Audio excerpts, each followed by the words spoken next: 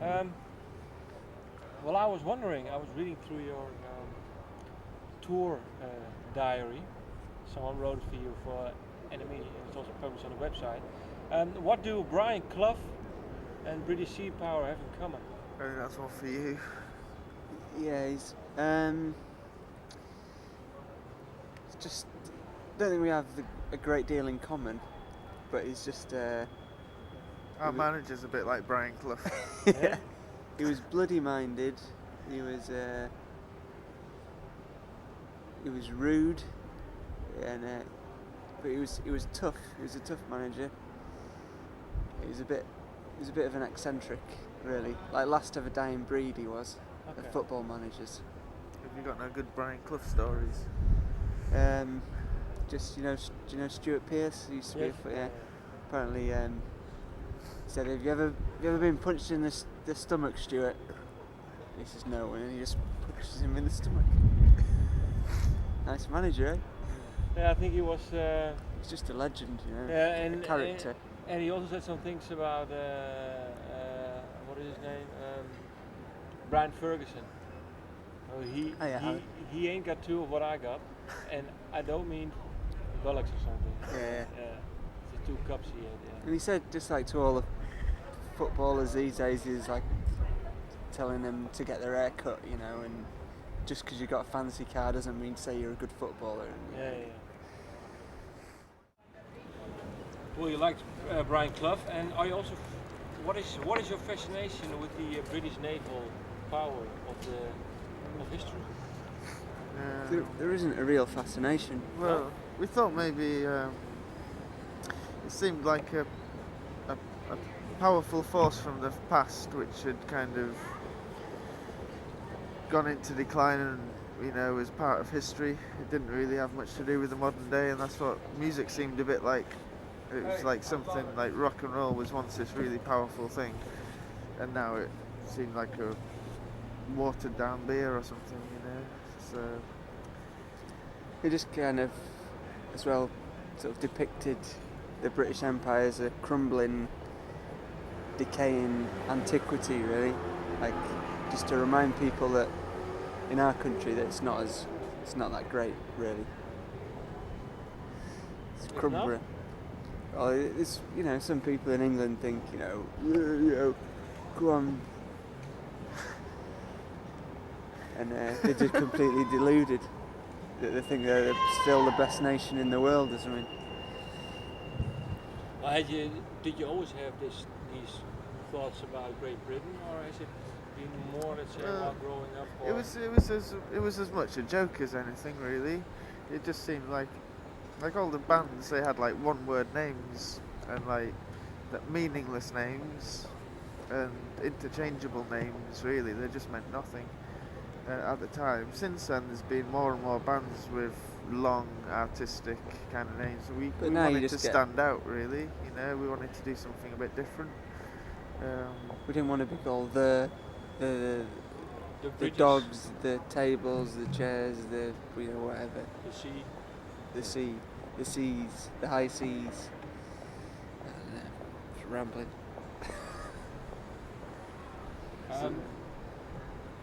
No, I was thinking maybe you had some kind of fascination with it, and you were really into the heydays of the British Empire, but that's nothing to do with it. It's just you just needed a name, and you just. It has a little to do with it. If it has, then it's quite a cynical name. And what influence does Kendall have in your music? It's where I grew up. Yeah. Kendall. Can you imagine people thinking it has some influence, or is it just bullshit? Or well, where you grow up is going to influence you somehow. It's an old-fashioned place, really. It's a small place in beautiful surroundings of hills and lakes, and I think just to grow up somewhere that's not like this and is beautiful, at least you knew once upon a time, even if you have to remember it, you can remember something that was truly beautiful, then That's got to be a good thing, really. And what is then the thing that sticks out for you when you think about it? Because now you travel a lot, I think. What is the thing that first pops into your mind when you think about it? Rain. Rain? So you miss the rain sometimes.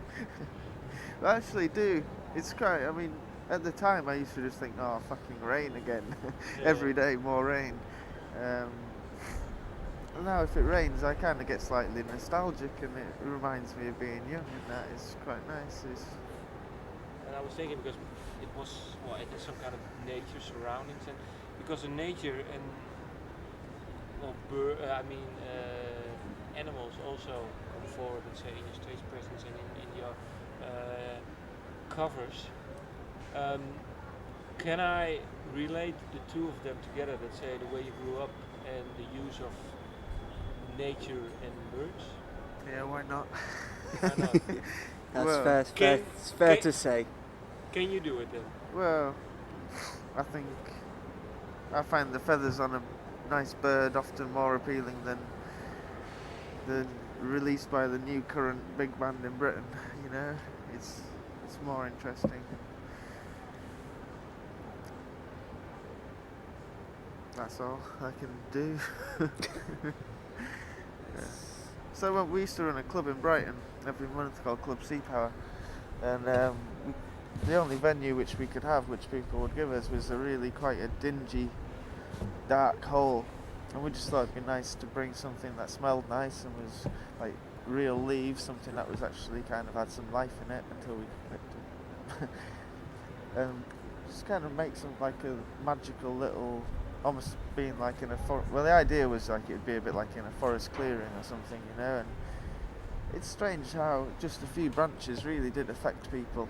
Like it led to a nice atmosphere of fun and sort of friendliness. More warmth, maybe. Yeah. And you also We kind of obviously we have got these yeah, on, but yeah. we don't have the birds on the stage anymore. We've kind of moved up the food chain a bit to, like on the album it's going to have a bear Yeah. and the stag's on the single. So we kind of moved up the food chain, and it's So like does it mean open season. It's like open season on the bear and the deer, and open season on British Sea Power. I kind of Something went like off the that. birds the day that we were doing a gig, and someone in the audience had got hold of a heron. We had a heron, and they kind of launched it through the air, and it kind of, its beak like caught me right in the corner of my eye, and that kind of turned me Bloody against birds. it. It's like, not having them bloody birds again. They cost quite a bit of money, and every gig some got stolen. So like, it's expensive. See, there's a link with Brian Clough. Tight-fisted. Tight-fisted. Yeah. But you know, you have to so now economise you if move you up- have to buy these birds. So it's more of an economical thing that now you move up in the food chain because it's We got a bigger bit and fed larger. up of every article or people. They just describe us as bird-watching, eccentric British folk pastoralists. They would never actually say what the music sounded like. It would just be, and here's the band with the trees on the stage. And if you're there in the place, they really do create a nice atmosphere. But if you read about it, I don't think it really works. And it got a bit boring after a while. Just like we make music as well. That was my next question. When you compare the last album with this one, I read some comparisons because I was wondering what is the biggest difference for you. Maybe you can pinpoint maybe something in the music or maybe recording wise. What is the first difference that pops into your mind?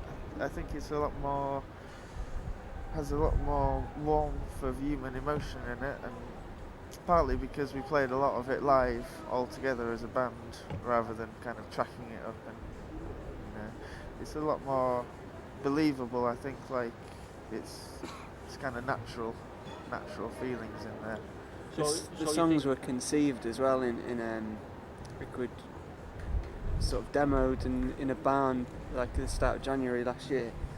We stayed there for like about 3 weeks to a month, and just locked away in the countryside in this barn, and there's like winds and storms and snow, and it was just kind of a more naturalist environment to it. And Is there one way how a British,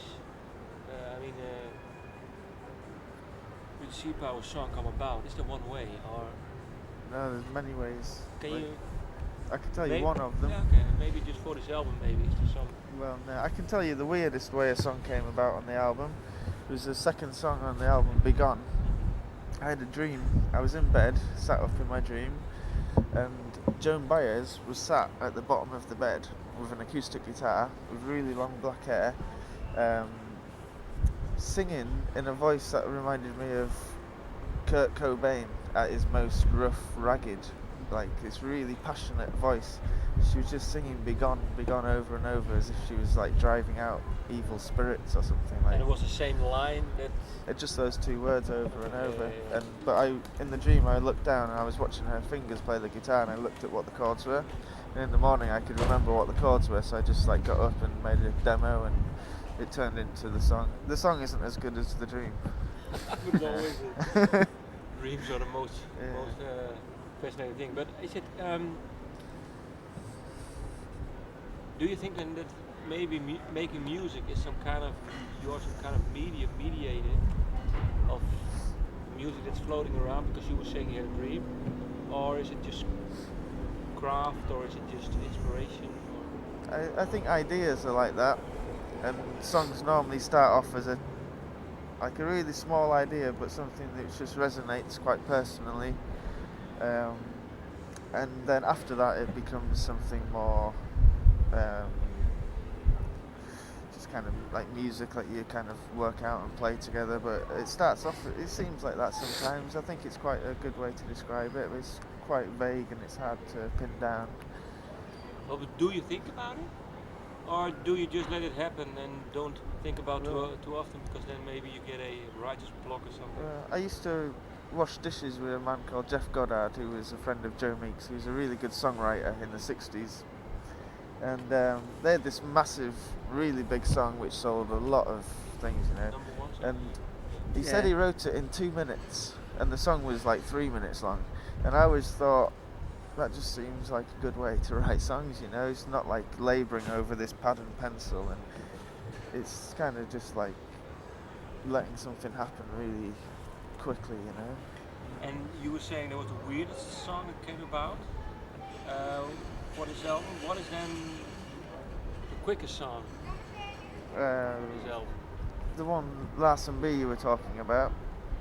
Like I didn't have any lyrics wrote, and it got to the point in the studio where I had to do my singing. So I just opened a newspaper, and there was a story, which was the first time I'd ever heard of that, of Larson B, the Ice Ridge. And I remembered Bob Dylan said that if you're a good songwriter, you can open a paper, pick a page, and write a good song about something on that page.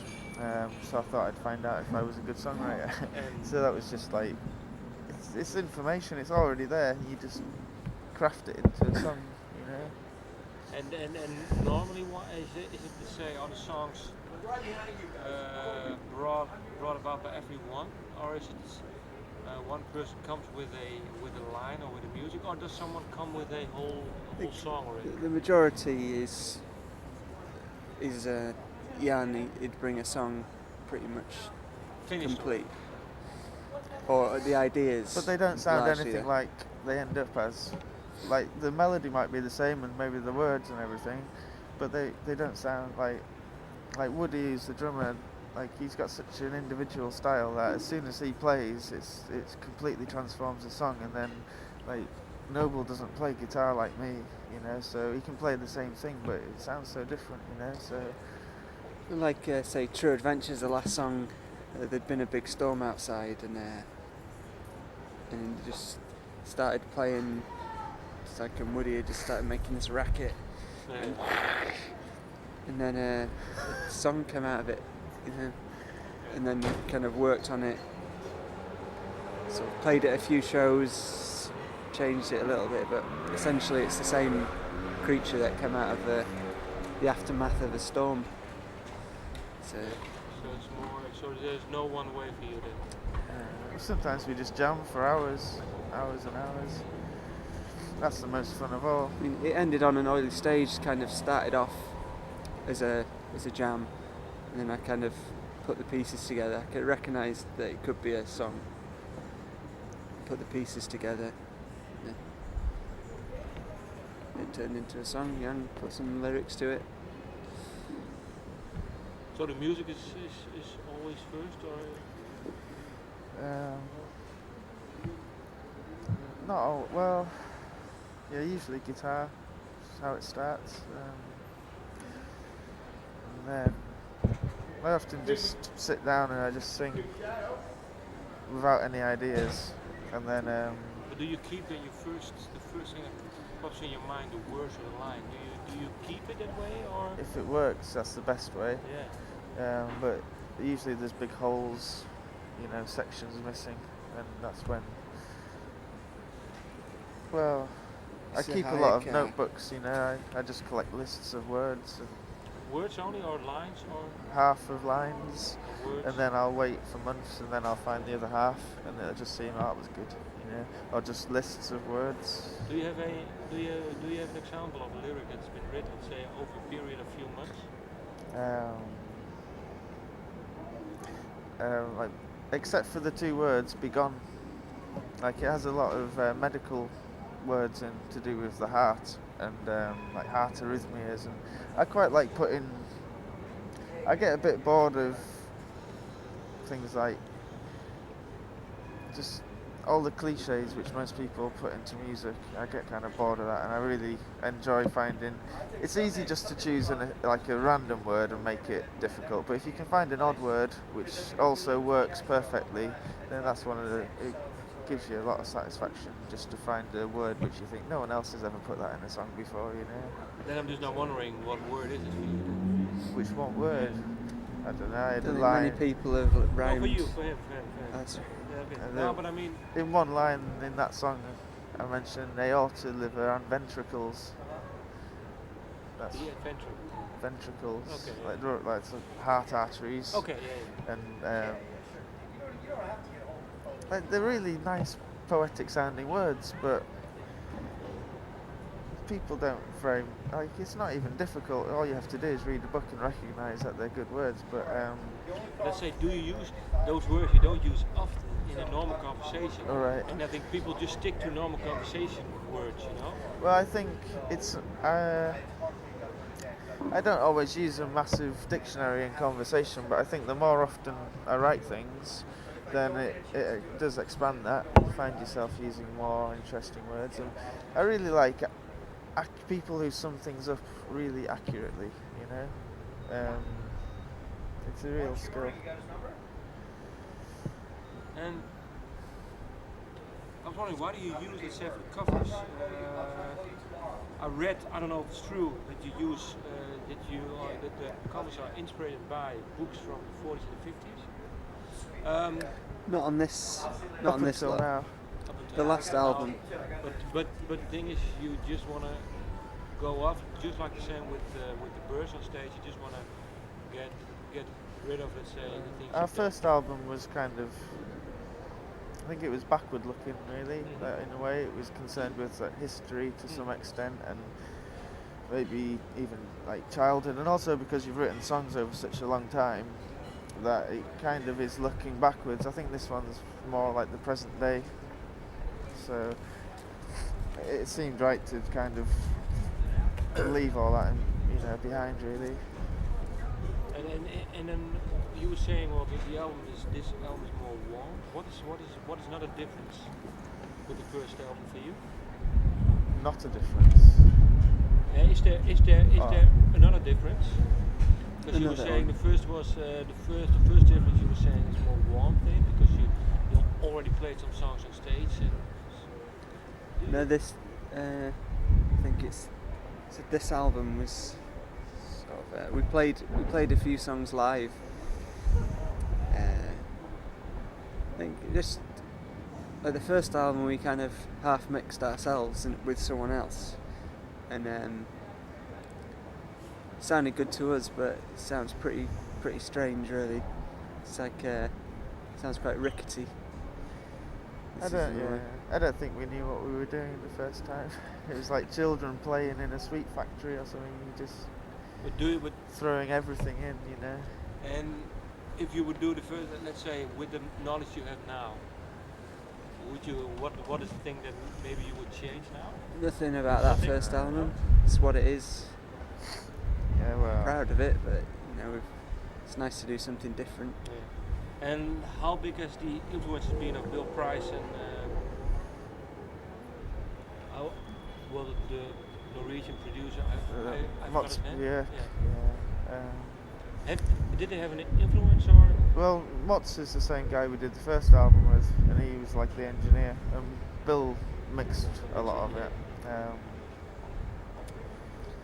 He Right. was, well, Graham as well. he was just like a friendly uncle in a way. I mean, I kind of agreed to it because I got told that he'd worked with Joe Meek, the Sex Pistols, and the Clash. I thought anyone who can work with all those three people must have something good about them.